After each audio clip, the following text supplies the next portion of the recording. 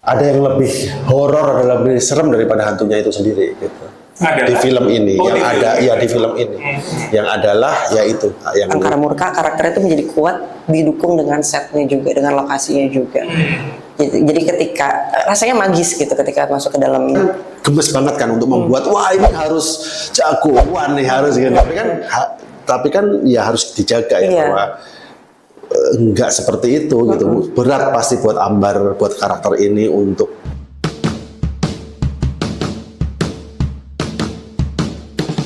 Selamat datang di Broscast Bram Reza Rifu. Ngobrol santai di podcast. Yeay! Halo, balik lagi di Broscast, masih dengan saya Bram Herlambang, dan di episode kali ini kita akan ngomongin film horor akan tayang di bulan ini nanti berjudul Angkara Murka. Saya sudah dengan dua orang narasumber, ada Mbak Rehanun dan Mas Iva Isfansyah.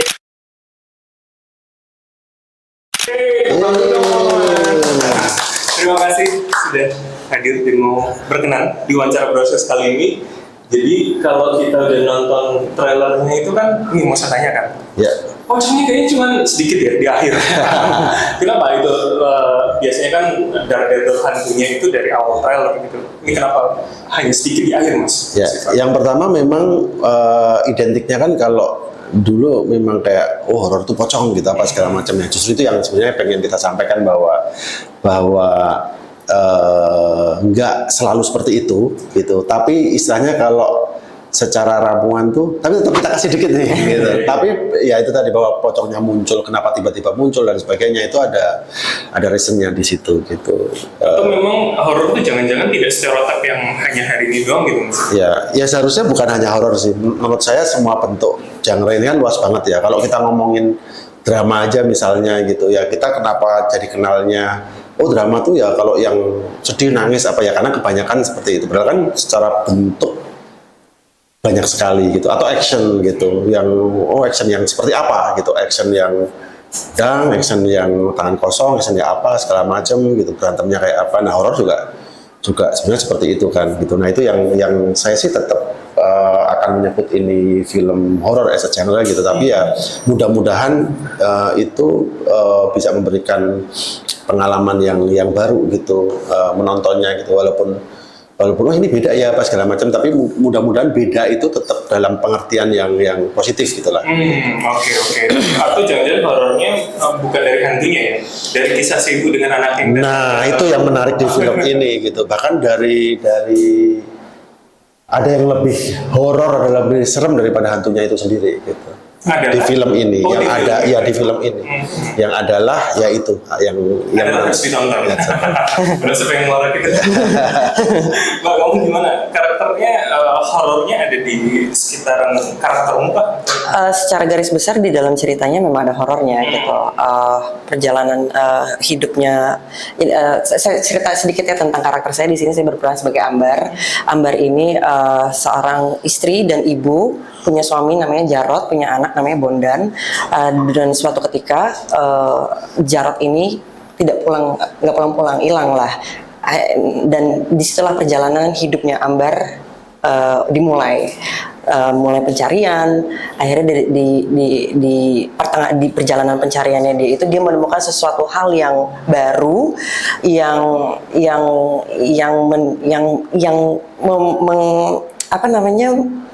justru jadi powernya dia untuk dia mencari suaminya, untuk ketujuannya dia. Akhirnya jadi lead the way untuk dia jadi mencari jalan ke suaminya. Trigger untuk mencari lebih dalam. Iya.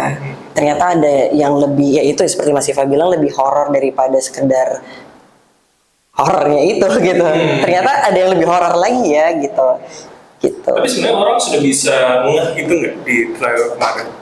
Di trailer kemarin ya itu ya ada dari, tergantung mau melihatnya seperti apa gitu, karena kan memang bentuk tadi yang Mas Iva juga sudah jelasin, bentuk horor kan memang ada macam-macam gitu. Mungkin yang lebih spesifiknya misalkan pocong gitu, misalkan di horor itu kan ditampilkan di trailer kemarin itu mengindikasikan bahwa ini ada sisi horornya dari cerita ini gitu. Tapi yang mau di treatment yang mau diterapkan itu sebenarnya jalan ceritanya tuh ya horor sebenarnya gitu. Horor realis ataupun dia realis gitu. Ya horor tuh nggak muluk-muluk ya. Iya, iya. Kehidupan sehari-hari juga horor. Itu ya. ya, Mas. Iya.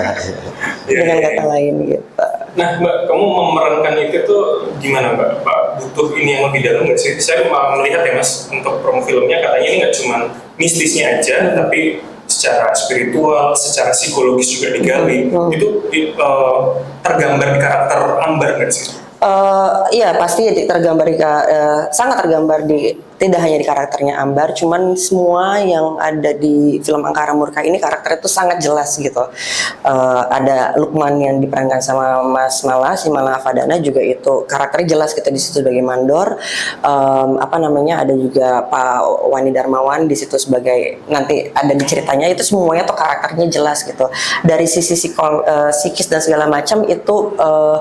Kalau dari saya, Ambar untuk masuk ke karakter Ambar itu mungkin lebih kepada emosinya, kedekatan dia terhadap ibu terhadap anak gitu. Hubungan ibu terhadap anak seperti apa, hubungan terhadap suami apa, ya pasti ini tentang pencarian seorang pencarian istri mencari suami, tapi lebih dari itu ternyata juga ada bisa mencari jati dirinya, mencari perjalanannya itu ternyata membuat dia menjadi lebih kuat dan segala macam itu secara psikisnya mungkin lebih ke arah sana untuk karakternya Ambar gitu. Jadi berlayer ya. Iya, Iya. betul. Apa dinamika yang dirasakan penonton gitu. Iya. Iya. Tapi secara garis besar artinya pengennya penonton tuh merasakan apa sih Mas Iqbal? Penonton pengennya tuh memang menyadari sih bahwa di situasi yang di situasi mereka atau sekarang ini ya dalam konteks kehidupan ini itu memang ada sesuatu yang harus mereka perjuangkan gitu karena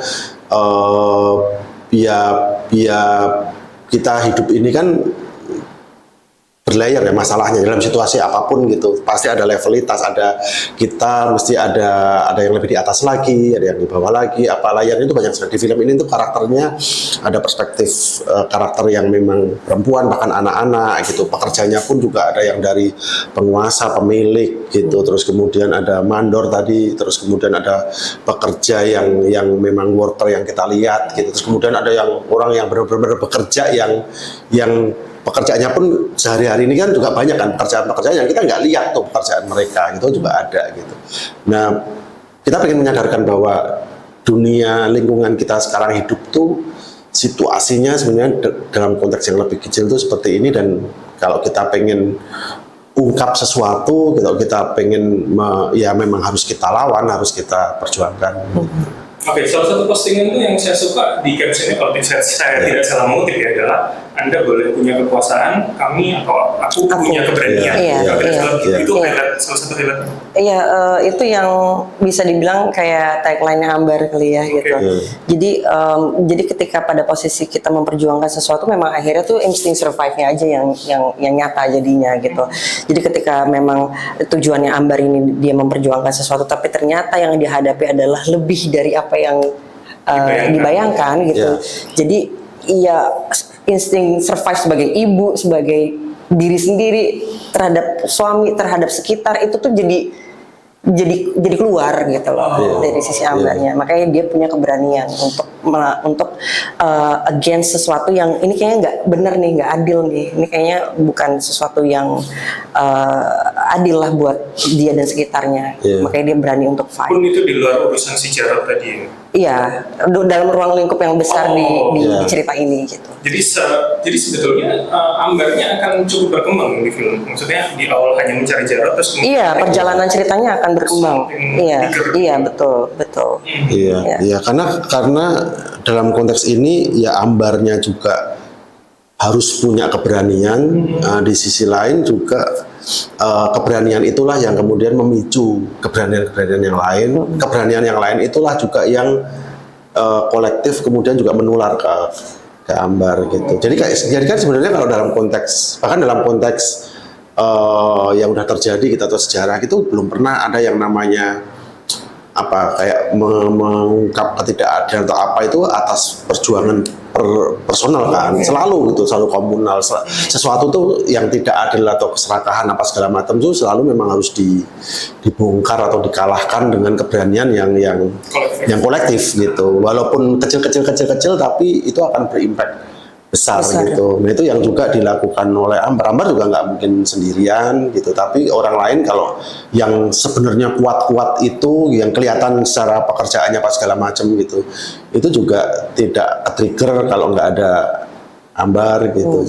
Jadi sebenarnya motornya itu ya, yang nanti untuk melawan ketiga ya motor bukan yang kemudian motor itu tidak selalu yang ayo aku pimpin ini, kita harus berani enggak. Penggambaran Ambar motornya itu gimana sih? Nah justru yang challenging di situ, itu kenapa pas dari awal kayak Anon ini kayaknya harus kamu deh yang main. Ini ada satu karakter yang ya bisa dibilang kamu sebagai motor, tapi kamu nggak boleh terlihat mendominasi. Iya, kamu bagaimanapun kan Ambar juga bingung di situ. Bagaimanapun kan Ambar juga penuh ketakutan di situ. Bagaimana? Iya, korban dan bisa jadi ya kadang juga ya capek pasti apa segala macam dan bisa jadi juga bisa menyerah juga gitu. Gitu. Cuman itu harus dimainkan di dalam kan, harus dimainkan walaupun fisiknya di luar seolah-olah tenang tapi itu tadi motor yang bergejolak keberaniannya di dalam, tapi sebenarnya itu penggambarannya tidak seperti itu. Gitu. Penggambarannya jadi harusnya takut mungkin butuh orang yang menegakkan, tapi ini mau tidak mau Ambar harus kuat sendiri. Iya. Alasannya apa ya? Itu sangat kuat gitu diceritakan di sini. Pergolakanmu gimana secara personal memerankan itu? Sesuatu yang panjang nggak sih untuk menemukan? Karena mungkin konsepnya itu kan sebenarnya simple ya, adalah tentang ibu dan anak. Ibu mencari sesuatu yang harusnya dia cari, ya suaminya gitu kan. Itu di kehidupan liar manapun pasti kan bisa merasakan itu gitu ketika mereka sudah punya anak. Dan di sini kan posisinya kan saya memang seorang ibu juga kan gitu. Jadi rasa terhadap ketika saya harus ngurusin anak tapi saya juga harus cari suami, itu adalah sesuatu yang normal gitu, yang biasa dirasakan sama orang yang seorang ibu. Jadi buat saya mendalami karakter Ambar ini untuk secara personal keterikatannya atau afeksi terhadap anak atau terhadap hubungan suaminya itu nggak sulit gitu. Tapi untuk sebagai motor yang tadi Mas Iva bilang, itu kan sesuatu yang tidak bisa diciptakan, tapi kita earn itu gitu loh. Kita earn gitu sih. Nah, untuk menciptakan suasana itulah yang mungkin juga karena Mas Edennya mendirect dengan baik, mendeliver kalimat dengan baik, jadi sehingga terjadi orkestrasi yang menarik di antara pemain yang lainnya juga, jadi terbentuk dengan sendirinya gitu. Jadi kayak emang proses syuting itu akhirnya jadinya ya memang dia yang lead the way gitu. Semuanya tuh bukan berarti tidak memberontak, cuman tunggu ada yang satu aja nih yang pecah, ada bomnya baru semuanya meledak. Di sini diceritakannya ternyata Ambar yang bikin itu semua, pemantik, jadi bomnya itu jadi meledak gitu. Nah, karakter Ambar itu seberapa Mbak ikut andil di situ bahwa ya ini Ambar versinya Rehan gitu, bukan Ambar yang lain. Maksudnya proses diskusinya juga dengan sebenarnya lebih kepada pastinya kan secara, kalau misalkan secara luar ya, dari look dan segala macam itu kan saya memang serahkan ke bagian kreatif yang Mas Iva dan Mas Eden untuk menceritakan karakter Ambar nih secara dari luarnya seperti apa sih gitu. Kalau misalkan dari dalamnya mungkin saya lebih kepada pendekatannya saya ini terhadap hal-hal yang biasa terjadi, misalkan relasi terhadap suaminya, relasi terhadap anak, itu yang bisa saya bangun. Relasi terhadap orang-orang yang tidak mendapatkan keadilan, itu mungkin relasi-relasi yang sehingga rasanya mungkin bisa saya gali gitu, gregetan itunya gitu. Jadi itu mungkin lebih kepada relasi yang bisa saya gali, dan untuk meng-create itu saya semuanya sih saya serahin ke Mas Eden aja gitu, selaku sutradara di film ini. Jadi pada saat lagi ngedirect memang sebelum kita take itu tuh Mas Eden menceritakan dulu nih di scene ini Ambar begini, Lukman begini. Jadi semua pemain tuh diarahin gitu, dikasih tahu purpose-nya apa sih di scene ini sebelum kita take semuanya kayak gitu, lalu baru kita jalanin semuanya. Jadi diingatkan, jadi diingatkan kembali di scene ini sebelumnya Ambar tuh abis kayak gini loh. Jadi di sini ini jadi kita secara emosi juga ketakar gitu. Oh iya kemarin abis kayak gini. Oh iya berarti di sini ini kita harus begini gitu. Jadi udah ya berjalan dengan sirinya proses syuting gitu. Ada motivasi di setiap tindakan karakter itu ya. Iya, di semuanya ya, bukan hanya di Ambar gitu. Di semuanya tuh sangat jelas gitu. Menarik. Nah proses menulisnya itu gimana, Mas Iva? Apakah diskusi dengan Mas Edennya atau ada orang datang mau cerita ini nanti developers? Ya, justru di awal yang kita komitmen pertamanya kan, untuk saya memproduseri sutradara film panjang pertama ini kan, karena saya juga interest gitu untuk menemukan gitu talent-talent baru gitu untuk industri kita dan sebagainya gitu, dan itu yang kemudian dan Eden waktu itu cerita bahwa aku kayaknya tertarik deh bikin film yang lebih komunikatif, lebih genre apa segala macam gitu. Nah, terus ya udah atau memang kita mau coba aja bikin horor gitu, jadinya kayak apa segala macam. Jadi itu yang pengen kita eksplor dulu gitu. Saya tuh kalau bikin horor juga jadinya kayak apa dan juga kayak apa segala macam gitu. Nah terus kemudian ya hampir di semua film pendeknya Eden juga sebenarnya ngomongin tentang hal itu kan, kayak ketidakadilan, menggugat sesuatu apa segala macam gitu ya.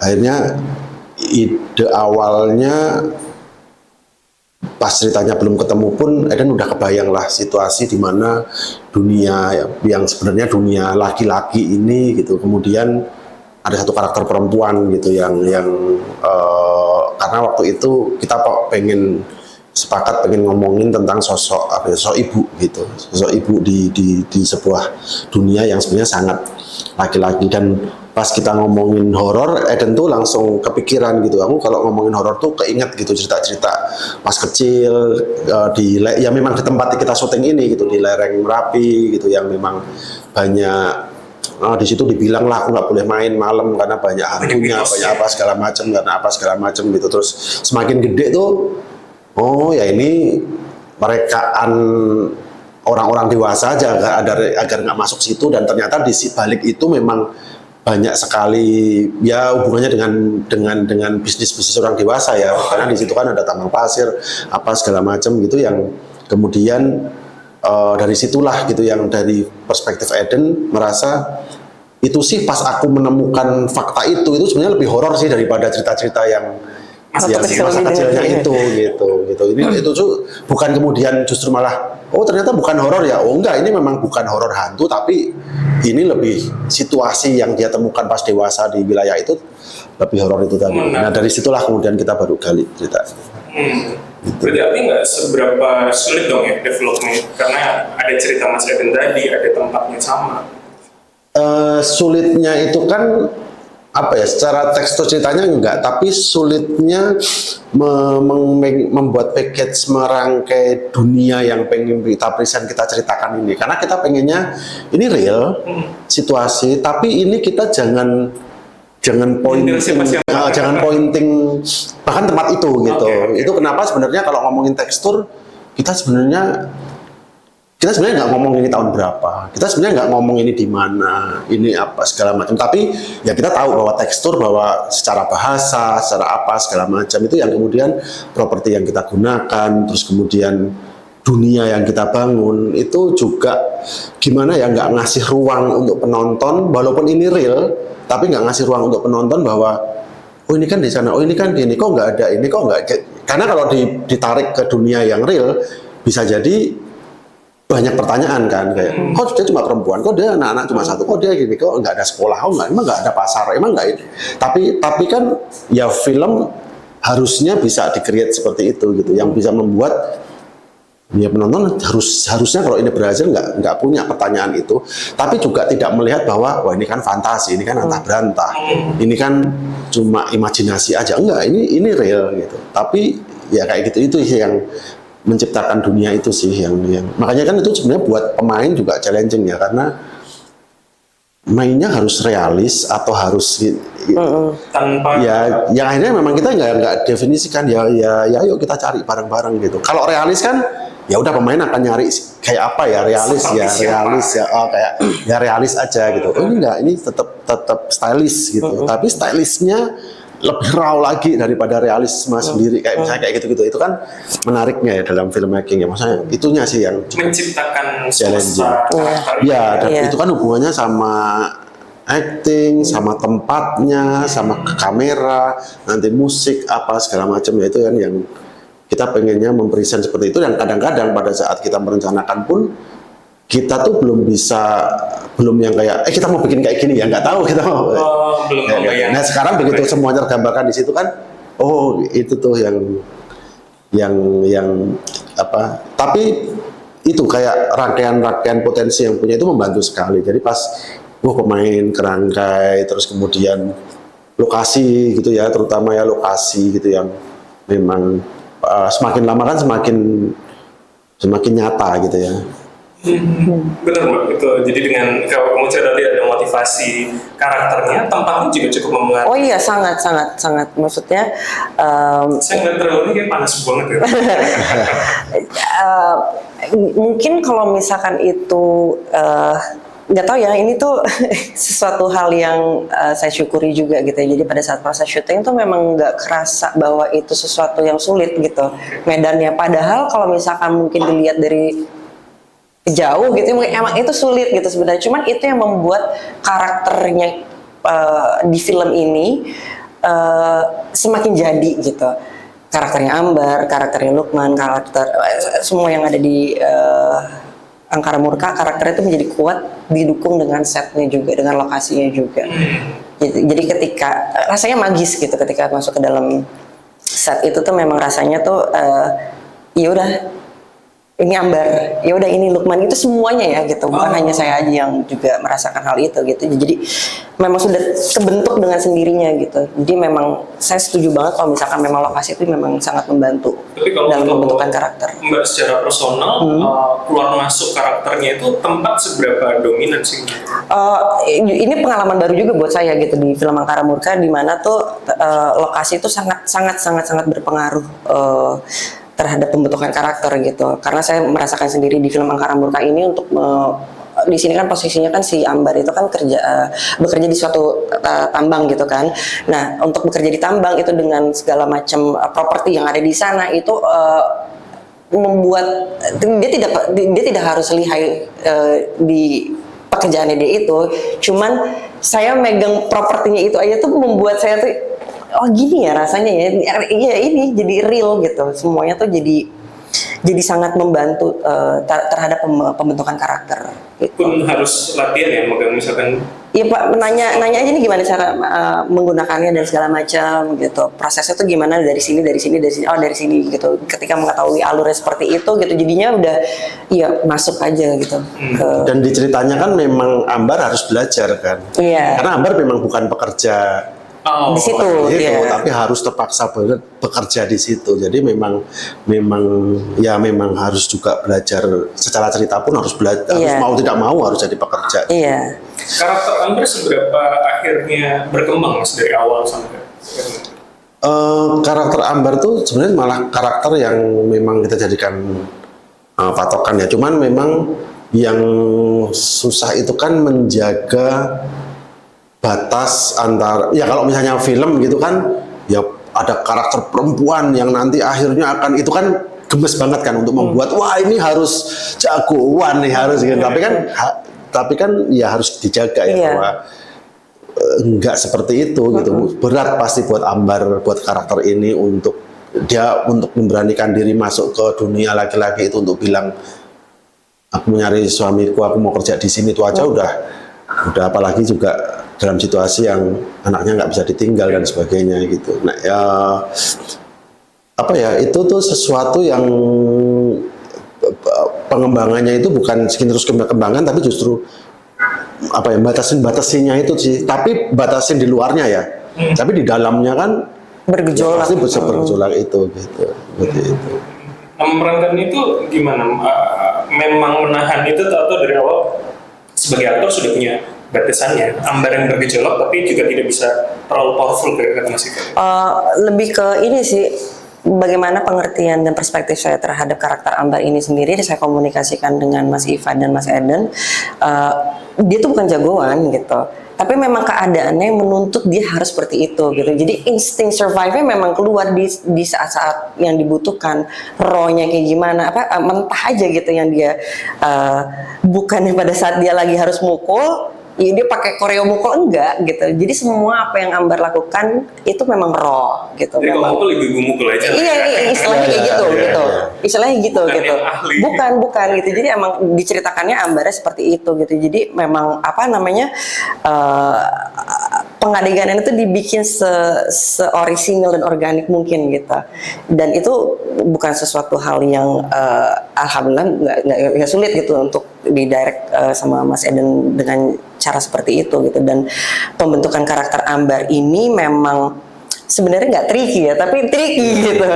Ya sempat sih beberapa fase gitu saya sempat coba sengaja gitu bilang ke Eden, dan kamu memang nggak mau dibuat Ambar dari awal memang udah perempuan yang gagah aja yang tapi kan itu ya pada akhirnya kita harus ya majority nggak seperti itu gitu, karena kita harus ngomongin karakter, karena hanya satu-satunya di situ yang harus merefleksikan majority-nya gitu, kayak gitu, lebih kayak gitunya sih. Dan relate untuk penonton mungkin ya. Iya, harusnya harusnya ya. Ya penonton mengerti ya. Mengerti. Jadi ibu-ibu biasa yang terpaksa mungkin. Iya. Oke. Mbak, jadi kalau judulnya Angkara Murka, ini Angkara Murkanya Ambar atau bukan? Bisa dilihat dari berbagai macam perspektif sih sebenarnya gitu. Bisa dibilang mungkin murkanya Ambar, mungkin Angkara murkanya alam atau apa itu yang nonton audiens gimana bisa menginterpretasikan sendiri. Oke. Masih pertanyaan yang sama. Jadi kalau orang menebak itu, ini murkanya siapa, Mas? Kayaknya sekarang memang kita lagi banyak banget alasan untuk murka. Itu betul. Jadi ya itulah murkanya banyak orang ya mudah-mudahan. Ini saya tuh curiga ini keresahan yang muncul, tapi kok kalau keresahan muncul kan mungkin awal 2025 ya. Gak panjang gitu. Tapi kenapa itu rasanya cukup mewakili hari ini gitu? Ya saya pikir memang karena dari awal kita mencoba untuk membuat cerita yang fiktif tapi tetap kita relate itu tadi gitu. Semua karakternya tuh juga terwakili dan relate gitu. Dan itu yang membuat mungkin secara situasi juga jadi nyambung aja gitu energinya gitu. Dan kita tidak mencoba nyambung-nyambungin. Apa ya istilahnya hanya demi menghibur gitu atau hiburan, terus kita mencoba untuk kita mencoba untuk gimana caranya terbalance aja ya, kayak misalnya kenapa lokasinya di situ ya memang di situ memang ceritanya di situ memang kita coba tumbuh di situ memang, dan jadi memang pada saat syuting pun ya semuanya rasanya nyambung gitu ya. Memang kita ngomong lereng pegunungan, kita juga di lereng gunung apa segala macam gitu, jadi kayak memang ya mudah-mudahan semuanya ya jadi pas aja gitu. Ya, ibaratnya tepat waktu ya semua yang direncanakan. Masih Pak, 30 April akan world premiere, jadi kayaknya keluar negeri dulu baru bisa ya 22 Mei di Indonesia, terus kita berkesempatan buat premiere dulu dan kompetisi di Udine Film Festival tanggal 30 April tayangnya. Oke, luar biasa. Nggak banyak film horor Indonesia yang bisa keluar dulu baru tayang gitu ya, Mas? Ya mungkin ya. Tapi harapannya gimana, Mas, untuk penerimaan terutama di masyarakat nanti 22 Mei? 22 Mei semoga benar-benar kita tahu gitu teman-teman penonton film Indonesia banyak yang suka genre horor, mudah-mudahan pengen gitu nonton film ini dan akhirnya menemukan pengalaman yang baru aja gitu dalam menonton film yang basisnya genre-nya horor gitu. Variasi berbeda ya.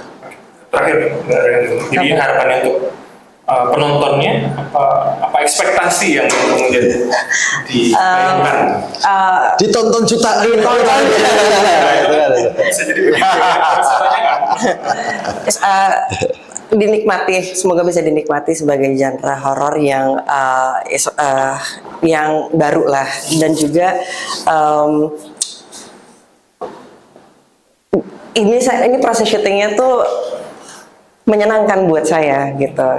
Jadi semoga hasilnya juga bisa terdeliver dengan baik, rasa-rasa kesenangan kita pada saat proses syuting itu walaupun genre-nya horor. Oke. Semoga karyanya bisa dinikmati dan kualitas permainan kita di film ini gitu, ensemble cast, ensemble dari DP dan kru lainnya juga bisa dirasakan gitu bahwa ini sesuatu karya yang utuh untuk menjadi sebuah film. Oke. Ya, ya. Sutradara baru juga menarik. Maksudnya kalau teman-teman yang nonton biasanya, oh ini film kesekian, oh udah kebayang nanti gayanya gini-gini. Ini sutradara film pertama gitu. Betul. Jadi akan seperti apa ya gitu. Tiba-tiba ada satu bentuk baru lagi directing di industri film Indonesia, terutama di film horor. Jadi harus diantisipasi dan harus Rayakan. Dirayakan. Harusnya saya juga wawancara Mas Aiden nggak nanya deg-degannya beliau. Oke, pokoknya 22 Mei 2025 di bioskop film Angkara Murka. Terima kasih. Terima kasih banyak. Terima kasih banyak. Terima kasih. Dan sampai ketemu di episode Broscast mendatang.